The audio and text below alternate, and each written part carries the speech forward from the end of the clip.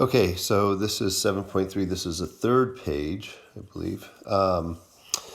So I'm just going to go through them in each case. I'm probably only going to do three, then I'll stop it and do another video just so I can have a break. But in every case, we're just going to identify that we have three equations here, and we're just going to look at which ones we want to do. There is no one way to do this. You can do it different ways. Okay, so how you want to eliminate, like if you want to eliminate, the x's, you can. If you decide, oh, I'd rather eliminate, the y's first, you can do that. It doesn't really matter. I typically, though, if the first equation, 1, does not have a lead coefficient like this, and I look at the second equation, has a lead coefficient of 2x. My first inclination is to multiply this entire top part by -2, because then I know I'm going to eliminate that first x. So that's what I'm going to do here. I'm going to go -2 times equation 1 plus equation 2. So we'll go -2x minus 4y plus 14z equals 8. And then that leaves me 2x plus y plus z equals 13. Okay, so again, this first one here is equation 1 times -2. All right, that gave me all those values. All right, so let's add them together. And, oh, wow, my y's and my 4's look alike. Okay, so we have -3y plus 15z equals 21. Anytime you can divide everything by some value and simplify it, you should look to do that. Okay, so if I come through here and I just did everything by -3, that would give me y minus 5z equals -7. All right, so I'm going to call that equation number 4. Now I'm going to come through, I'm going to go 2 minus 2, or say plus -2 times 3, however you want to say that. So 2x plus y plus z equals 13. And I'm going to come through and I'm going to multiply everything in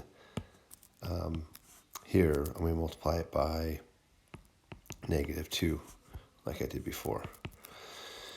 All right, so -2x minus 6y minus 24z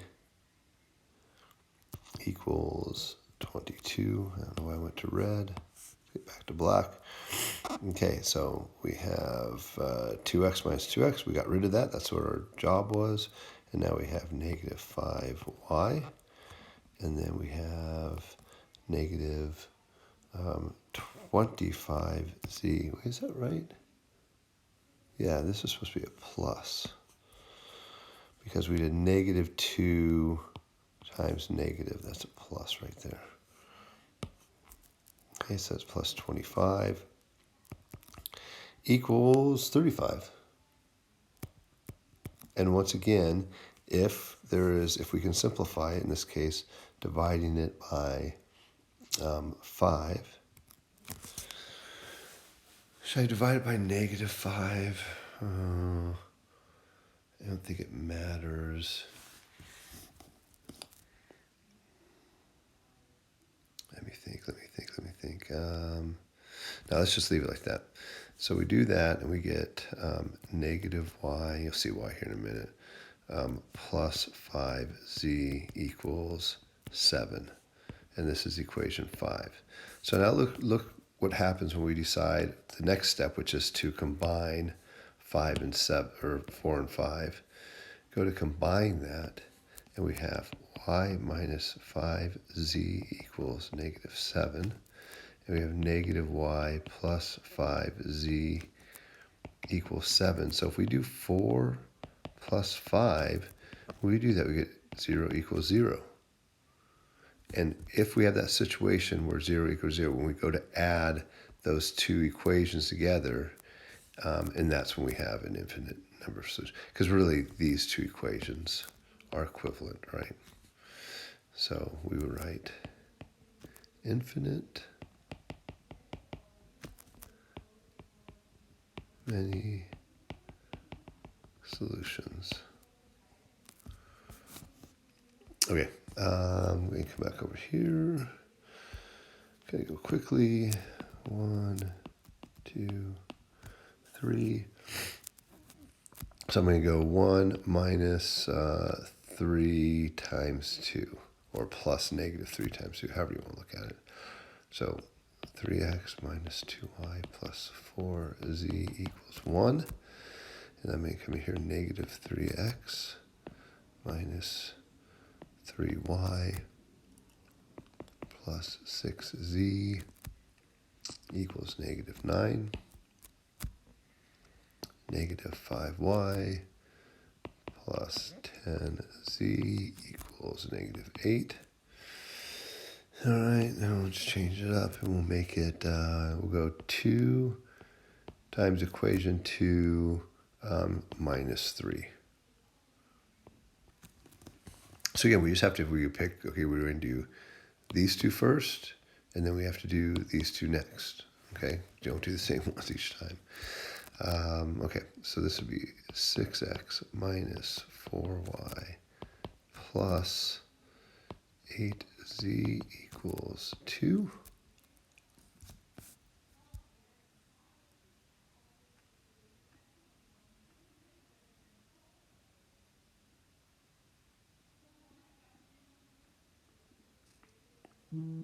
Oh, God, what?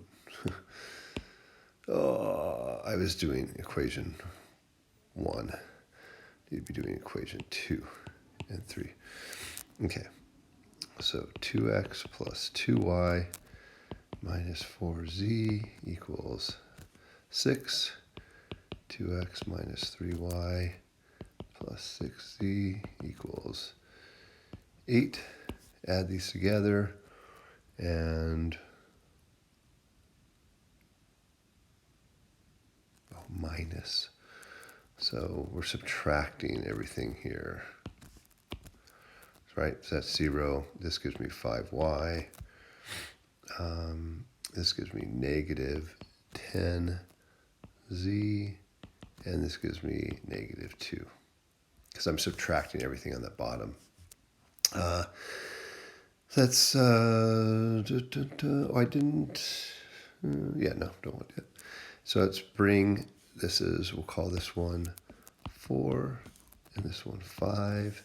And we'll go negative 5y plus 10z equals negative 8. You may guess what's going to happen here.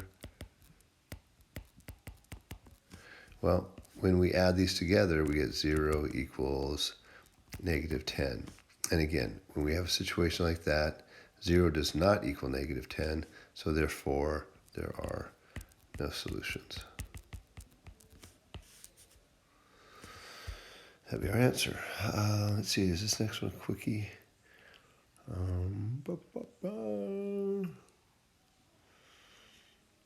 I'm going to do 6 because I need to take a break. I'll do the others. So let's look at 6. Well, it's pretty simple. Okay, let's go 2 minus 3. 1, 2, and 3. So 2x plus y plus z equals 3. There's probably an even quicker way of doing this one, but then we go negative x minus y minus z equals negative 2, because we did everything here by, by negative 1, since we're subtracting it. What does this give me? This gives me x equals, oh, wow, look at that. X equals 1. So we're able to get that right off the bat.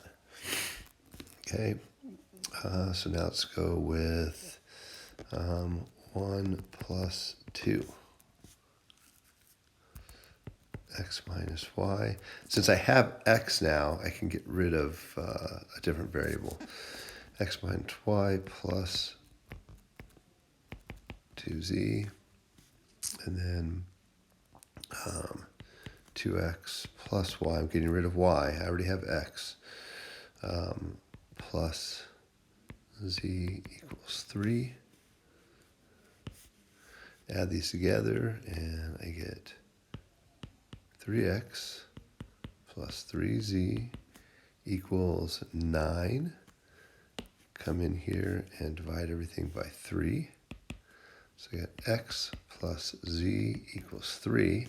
And I know what x is. X, right? X is 1. I don't know why it's not changing colors. So I'm going to go 1 plus z equals 3. So z equals 2. Okay, so I have x and z. Now I can just go back up here and go x plus y plus z equals 2. Let's substitute those values in. 1 plus y plus 2 equals 0. Y plus, oops, not 2, 2 equals 2. So y equals negative 1. So my ordered pair in this case would be 1, negative 1, and 2. Okay,